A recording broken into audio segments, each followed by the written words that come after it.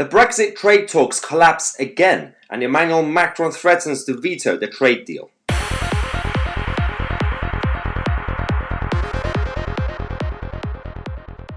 Hello everyone and welcome to today's show.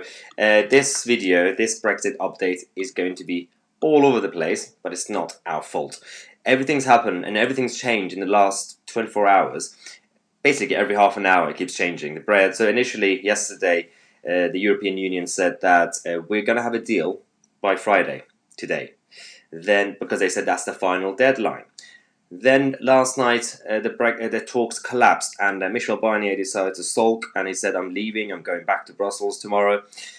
And now things are changing again. Apparently there's going to be a deal by Sunday. But at the same time, no deal is guaranteed. So both options are now 100% for some reason. So let's go through this video because it makes absolutely no sense what's happening right now. So on the one hand, there are reports in the Spectator and the Times that France and President Macron are saying that a deal is imminent, is happening by Sunday, and but at the same time then they're going to veto it. So France is going to be providing us with a WTO Brexit, or an Australian-style trade deal, which is not really a deal, but because it's under WTO rules, it's no deal Brexit. And this is what's been happening. So on the one hand, you got the French government who say that we've already compromised a lot, especially on fisheries, and everything is now ready, the draft is ready, so we could have a deal, but we don't want a deal, we're going to veto it because the UK are being difficult. Yeah, right. And even the Europe minister has now said that if there was an agreement and it was not good, we would oppose it with the right of veto. So this is now a difficult situation for Ursula von der Leyen, the head of the Commission, but also Michel Barnier, because there are three groups of people who could destroy a potential trade deal, which I'm not really complaining about. You've got the European Council, you've got the European Parliament, and obviously the actual negotiating teams.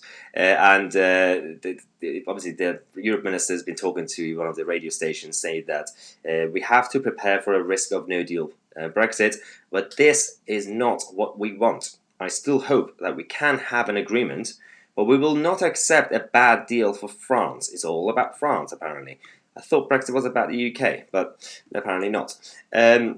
Now, in the last 24 hours of these talks, the whole thing has been a rollercoaster, emotional rollercoaster of both sides coming up with their new demands. Primarily, the European Union coming up with random last-minute demands on level playing field. I've been saying this on this channel for a long time that fisheries is just an excuse. It always goes back to the so-called level playing field, or as they say in Brussels, fair competition. It's not fair competition, it's protectionism. So they still want to push that so that we can't be a free country, a free sovereign country. Now, James Forsyth in the Times has written an article giving us a summary of what's going to be happening. And he says that the Brexit deal is looking likely by Monday. At the same time, in the same article, he talks about how no deal Brexit is more likely now. Talk about Monday, and people are talking about Sunday and Monday, in terms of the deadline, because if you want to have the draft and the treaty to be signed, then you need a couple of weeks to then take it to the European Council, the European Parliament, UK Parliament, and there are a number of issues with a potential trade deal. So, on the one hand, Monday is when Boris Johnson's government are going to table the internal market bill again. Well, not table it, but they're going to return it back to the Commons and send it back to the Lords because they have a majority. This internal market bill is what's going to be overriding the existing withdrawal agreement and the Northern Ireland Protocol, the Irish border issue. So the European Union will be kicking off. So if there's going to be a deal agreed by Sunday and Monday, and if this bill passes, then the European Union could veto the existing deal. So if there's going to be an agreement by Sunday and Monday, it's still not a done deal because they have to actually approve it on both sides. On the other hand, even if that happens, they're going to have to take it to European Council. They're going to have to convince France and Emmanuel Macron not to veto it there. Even when if that goes well, then Ursula von der Leyen has to go to the European Parliament and convince the other European member states to not veto it. So there's going to be a lot of issues, especially with Germany and France, with their different demands. Now, the problem that we have is that At this point, it's more likely that we're going to have a no deal. The deal is still possible in the next couple of days, but no deal, but not in the sense that you think. So the European Union side think that they could now push for no deal. It's going to be a temporary no deal situation because the UK government will be desperate enough to crawl back and beg for a deal.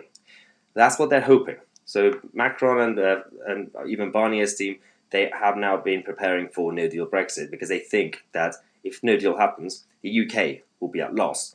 So we're going to have to just wait for the UK government to come back and ask for a deal. UK government think it will be the European Union who will be desperate. They're going to have to come and beg. Not really sure which side is going to do it, but if no deal happens, let's not fully celebrate yet because they're going to continue the negotiations in January. It's not an extension. It will be no deal, but they're going to negotiate for a trade deal.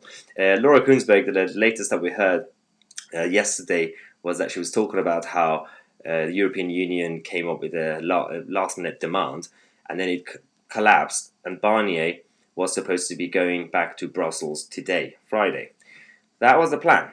Barnier was supposed to leave because he said that we can't really negotiate anymore, we don't have enough time because my deadline was Friday. This just came out, literally about almost half past 4 in the afternoon before I obviously post this video. Barnier is no longer leaving London. He's now staying in London. He's going to, as he said, intensify the talks again. So his team, more negotiators are now coming from Brussels. I think they've already arrived in London. Which means, at this point, while I said no deal is more likely, logically speaking, some sort of treaty could be agreed this weekend or by Monday. Again, doesn't mean it's going to be ratified.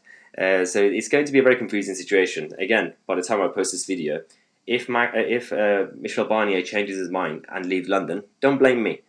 Blame them. They keep flip-flopping on the whole situation. Just wanted to make a short video today to give you an update on this situation because we don't really know what's going to happen in the next 48 hours. But the main point of this is that the European Union are not ready for no-deal Brexit because they think they're going to push the UK to come back and beg for a deal. The UK side are still strong on the red lines. They're not going to compromise, apparently, according to Lord Frost. But we'll have to wait and see who's going to be losing this battle because apparently this is not a normal trade negotiation. There's going to be a winner and a loser. Usually in trade negotiations, both sides are winners. Not in this situation. Thanks for watching. Don't forget to subscribe to the channel, click on the notification button next to it, and click on all not personalized. Thanks, I'm Tousi. I'll see you guys in the next video.